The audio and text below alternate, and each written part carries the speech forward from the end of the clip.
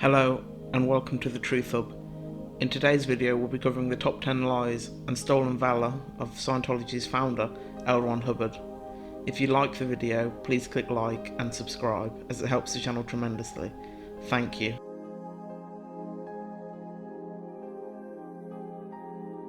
L.Ron Hubbard claimed to be a nuclear physicist, but in reality he actually failed both high school and college. He left George Washington University after his sophomore year, during which time he failed a course on molecular and atomic physics. However, this did not stop Hubbard writing a book titled All About Radiation. A 1965 Australian inquiry ended with the Board of Scientists saying the following about Hubbard.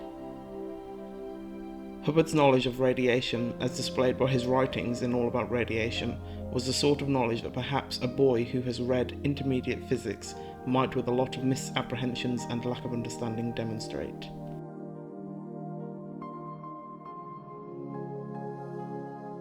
L.Ron Hubbard said that when he was 4 years old, a medicine man named Old Tom made him a blood brother of the Blackfeet Indians of Montana. In actual fact, the nearest Blackfoot reservation was over 100 miles away. In addition to this, blood brothers are an old Hollywood idea, and that act was never performed amongst the Blackfeet Indians. Furthermore, at this time, the Blackfeet did not use Christian names.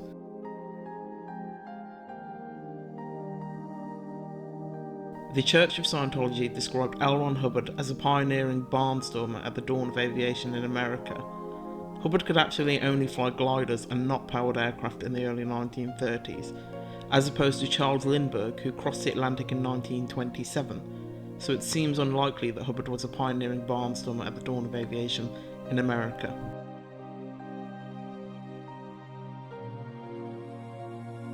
Hubbard claims that he was wounded in combat and awarded 2 Purple Hearts and a Bronze Star.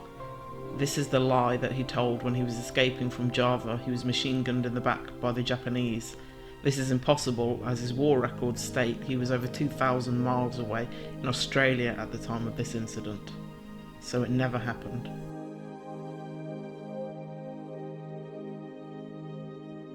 Hubbard also states, as a consequence of these injuries, he was returned home as the first American casualty of the war in the South Pacific, on the Navy's private jet.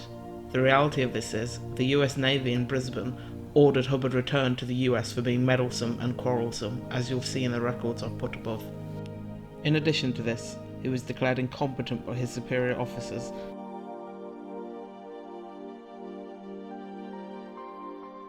Hubbard claimed to sink a Japanese submarine after a battle that lasted over 35 hours.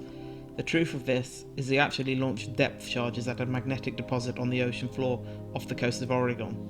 Over the course of 2.5 days, Hubbard ordered his crew to fire a total of 35 depth charges and a number of machine gun rounds to the target, which Hubbard believed to be 2 Imperial Japanese Navy submarines. Hubbard claimed to definitely sink them beyond doubt. The US Navy had the following to say about Hubbard's submarine battle. This officer is lacking in essential qualities of judgment, leadership and cooperation. He acts without forethought. The Church of Scientology and L.Ron Hubbard himself claim he was awarded many medals after the war. Depending on who is telling this story, these number of medals range from the numbers 21, 27 and 29.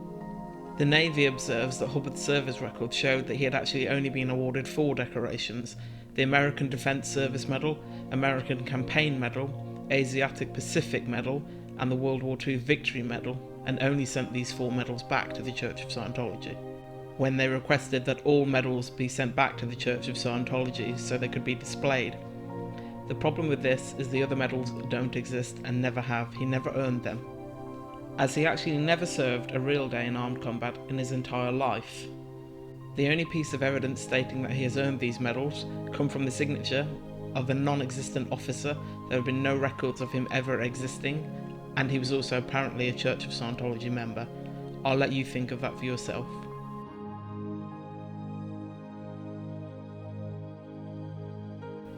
In Dianetics, Hubbard said the following: his counselling techniques: arthritis vanishes, heart disease decreases, asthma disappears, the stomach functions properly and the whole catalogue of illnesses goes away and stays away with his auditing and vitamins. In fact, he actually claimed to cure his own half-blindness and lame leg after the war. Of course, he actually never sustained these injuries as he was never actually in the war itself. The only illnesses recorded in Hubbard's naval career were listed as the following: possible pink eye and laryngitis, and a bad cough, possibly from smoking around 40 cigarettes a day. Hubbard also stated in Dianetics that a person would be promised a state of clear, which would include the following: a complete recall of everything which has ever happened to him or anything that he has ever studied. This claim has never been demonstrated by any Scientologist or anybody that has ever read Dianetics, including Hubbard himself, who forgets the many lies he told throughout his life. He actually stated the following about his book: a milestone for man, comparable to his discovery of fire and superior to his invention of the wheel and the arch.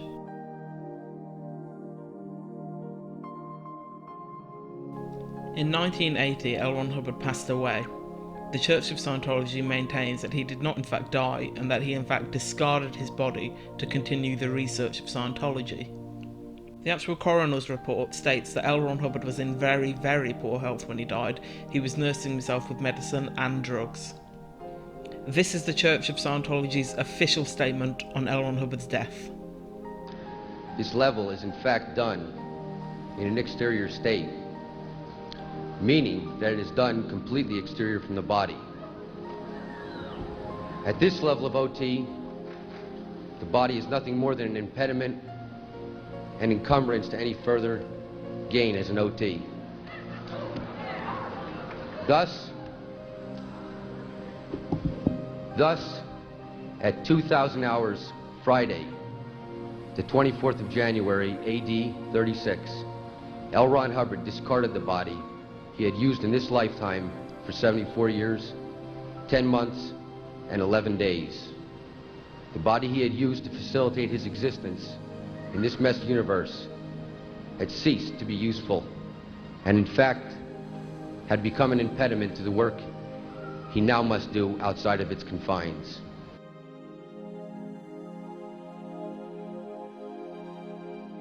Hubbard's greatest and most amazing con is that he created the Church of Scientology, or as some would call it, the Company of Scientology, as it has assets in excess of over $5 billion across the world. Its followers believe the ridiculous and ludicrous claims made by Hubbard about his life. We all know, in fact, he actually lied about every single thing that ever happened to him. Many ex-Scientologists have spoken out about the brutality that happens within the Scientology organisation. They are known as a terrible organisation that beats their members, extorts them, and rips them off in any way they can, whilst telling them if they follow them, they will achieve true happiness and knowing oneself at the cost of around $10 million. In conclusion, I'd like to say that Hubbard was definitely a pathological liar that buried himself in a labyrinth of lies, creating an organisation to fund him and his lifestyle. He even stated in the 1950s, if you want to get rich, create a religion. He's a well-known liar. He didn't discard his body to carry on research. He died alone and miserable because nobody liked him, because he lied about everything, ripped everybody off and conned every single person he ever knew. With the evidence I've provided, I hope you can come to your own opinion about L.Ron Hubbard. I in fact think he is a pathological liar. I don't think anybody should follow him, and I think his beliefs are very dangerous. Thank you very much for watching, and I'll see you next time. Goodbye.